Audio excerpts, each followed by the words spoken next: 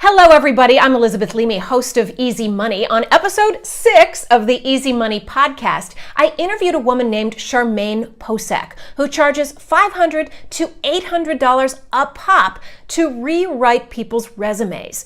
I wanted to know what it is she's doing that they're willing to pay her that kind of money. So she provided before and after examples for us to analyze. It's really helpful to see them side by side, whether you're interested in getting into resume writing or if you're working on your own resume. Let's take a look. Here is the before resume provided by CHARMAINE POCHEK for somebody named Karen Elizabeth, that's a pseudonym. And here is the after resume over here on the right, again for Karen Elizabeth. And let's see how they're different. First of all, I noticed right away over here on the left, objective, and then it is a description of what she wants to do. That's really outdated because frankly, companies aren't that interested in what you want. They want to know what you can do for them. So over here on the right, instead of the objective in that important real estate, we've got Director of Sales and Business Development, description of this person's title, Fortune 500 account management, impressive, team leadership, territory growth, training and development. That's a much better use of that high up space. Back over to the left again, we've got a summary. Not a bad idea, but look at the very first item. It could be about anybody. Energetic and outgoing personality with natural leadership qualities. Well, okay, that's very nice, but so vague. And that's telling about yourself instead of showing about yourself. So let's head over to the right and see what CHARMAINE wrote instead.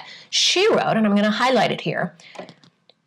Here we go. Creative and forward-thinking sales director, highly regarded for exponentially increasing revenues, very important, by solving complex sales, operations, and internal challenges with clearly defined strategies that drive profits in competitive markets. Wow, that is a much better description of what Karen Elizabeth can do for you.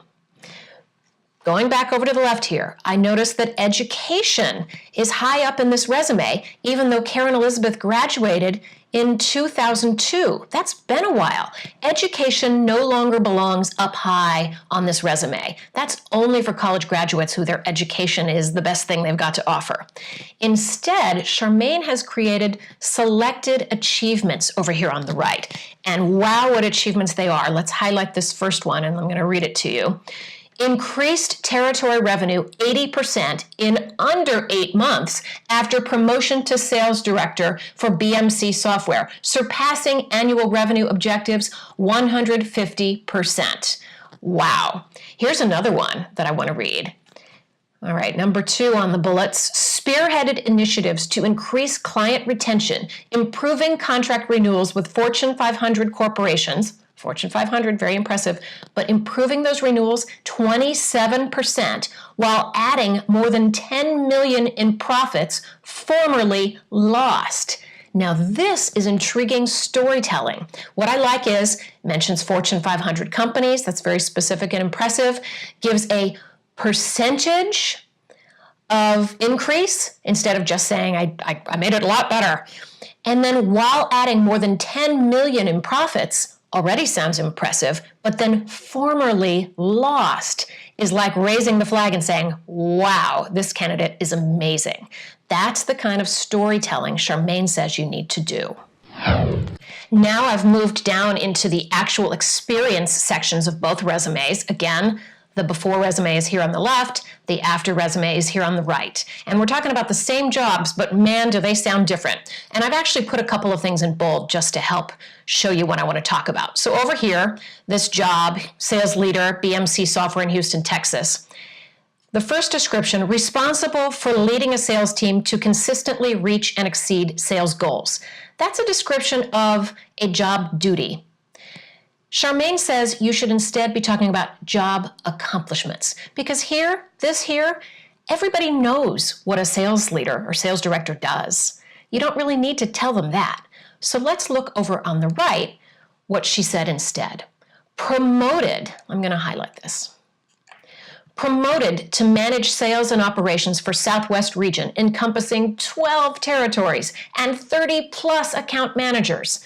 Very specific. Developed innovative training programs adopted by the office to train more than 3,000 employees. Set competitive, attainable KPIs that challenged employees, resulting in 98% retention rate with 24 out of 30 achieving promotions. Whoa, very specific. In fact, back over here on the left, you can see that she was trying to get at that, trained international sales representatives. But that's so vague. Over here, these specifics with the stats. 98% retention rate, 24 out of 30 of those people she trained achieved promotions. That's what we're talking about. And then looking at this next one, increased revenues more than 147% throughout the region, closing high-dollar clients including Exxon, Chevron, Baker Hughes, and Verizon, as well as the Houston Independent School District. These kind of specifics are what grab people's attention.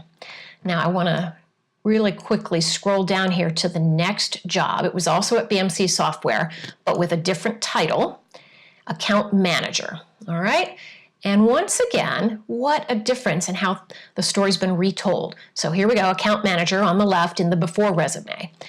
And, once again, some descriptions of what she did, called upon large and small clients. Well, duh, that's what an account manager does. Made the president's list each year, awarded trips, I'm going to highlight, to exotic locations and bonuses.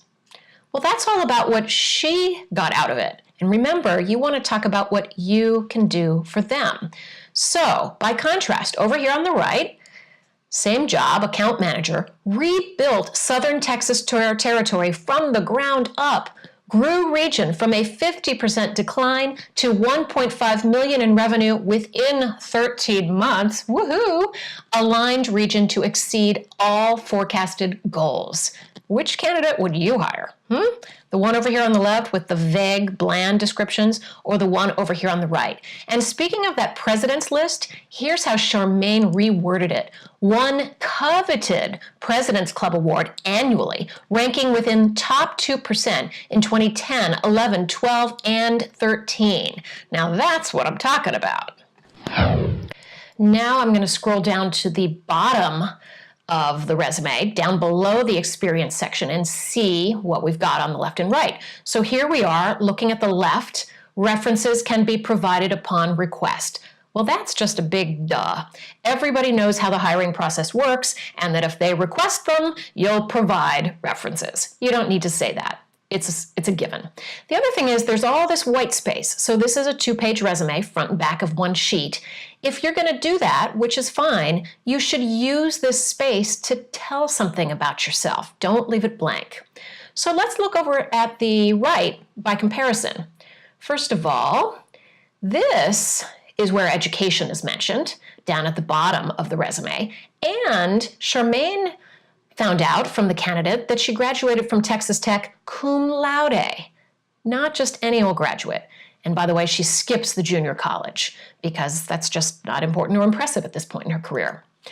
Down here under technical skills, you may wonder why she mentions things like Microsoft Office and Word. Doesn't everybody know how to use Microsoft Word? Well, the reason is, CHARMAINE says, sometimes HR directors do a computerized search of the resumes in their database looking for keywords. And if they need somebody who can do Excel or PowerPoint or Word, they'll be looking for those key terms. And so you might as well have them on your resume so you're not passed over for that silly reason. Under professional development, just some nice things: certified sales leadership professional, certified sales operations professional. Since this is a sales candidate, those are good things to have on there. And then you may wonder, why does she have volunteerism? Well, this makes you a human, not a robot, CHARMAINE says. So if you're similar to another candidate, but the person hiring is an animal lover, the fact that you've put the Forgotten Pet Advocates board member, and they know you're spending your time on this, that's going to be intriguing. It's also something to talk about during the interview. United Way committee chair for annual 5K, just more do-gooder stuff. The Houston Livestock Show and Rodeo is down under here, but what's nice is the scholarship committee. Karen Elizabeth gives back. And then finally, affiliations. This is another thing she can fill up her resume with. National Association of Professional Women provides her sort of the sheen of pointing out she's a professional. Toastmasters, that implies that she is a good speaker, which is so key for a salesperson. And Houston Chamber of Commerce, I like that because it shows she's business-minded, which will certainly be good for her future employer. So you get an idea of the kinds of things you can do and why this before resume over here on the left is really not that impressive, and why the one over here on the right, same candidate, makes all the difference in the world.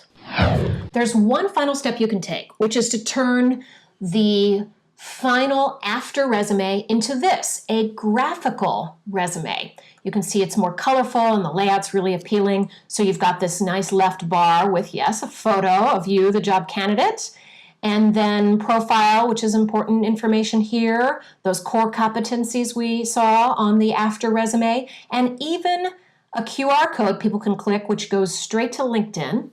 Then that summary that we already read that was so impressive is here at the top, selected highlights, also there, and then begins the professional experience. And if you look, it all continues, same information as on the after resume, but just in this attractive graphical format.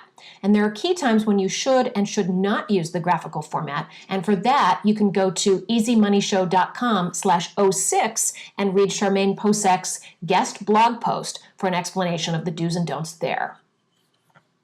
The only thing more dramatic than the transformation of this resume is the amount of money Charmaine POCHEK has made doing this. You ready? $1.2 million over the last 3 to 4 years. To learn how you could get some of that, check out episode 6 of the Easy Money podcast. You can subscribe via the link below in the description. I'm Elizabeth Leamy, and that's Easy Money.